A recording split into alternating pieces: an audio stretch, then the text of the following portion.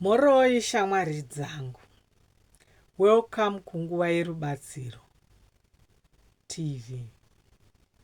Nzvimbo yako inokupa kunyaradzwa, rubatsiro uye hope.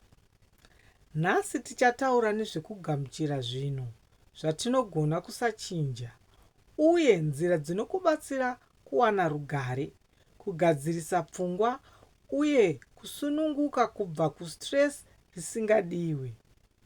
Gara zvakanaka, bata mwoyo uye tichatanga rwendo rwedu. Shamwari dzangu, kune zvinhu zvatinosangana nazvo muupenyu zvisingapinduri kunyange tikashanda zvese.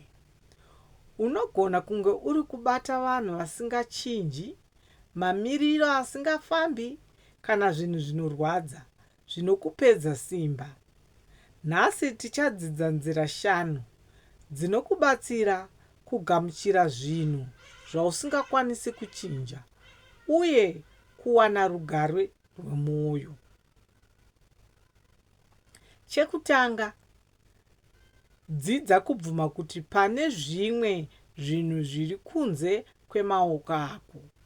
Izvi hazvireve kukundwa, zvinoreva kusarudza kudzivirira stress isingadiwi.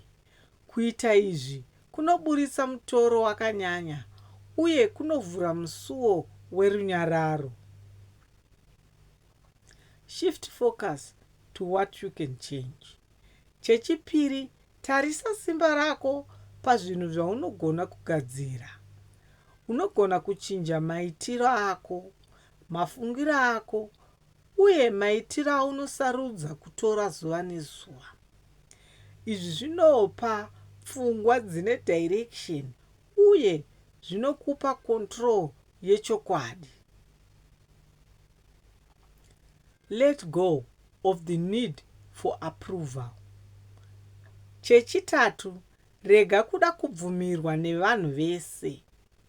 Dzimwe nguva tinosungirirwa pamafungiro evanhu kusvika tasara tisina mufaro isu. Paunorega kuda kutongwa nevanhu, unovaka inner freedom uye unenge wakasungunuka.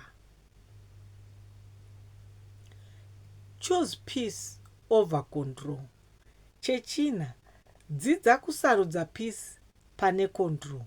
Unogona kusarudza kutadza kurova musoro paupenyu, uchibva wati zviri right, handizvibati, asi ndicharamba ndine rugare.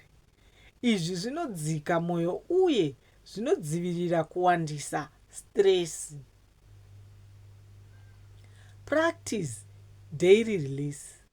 Chechishanu, gara uchidzidzira kusungunura zvinhu mazuva ese.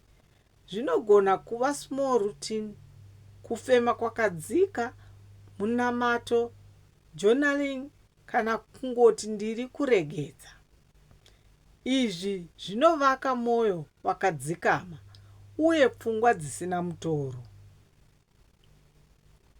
Shamwari dzangu, idzi ndidzo nzira 5 dzinokubatsira kugamuchira zvinhu zvausingakwanisi kuchinja uye kuwana rugare rwemwoyo. Gara wakasimba, chengetedza mwoyo wako uye uve nerunyararo. Nguva yako yerubatsiro yasvika. Ndokutendai nokuteerera nguva yerubatsiro TV.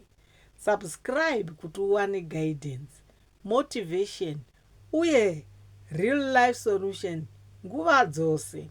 Gara wakasimba uye rangarira runyararo runotanga pakurega zvinhu zvisiri pasi pesimba rako.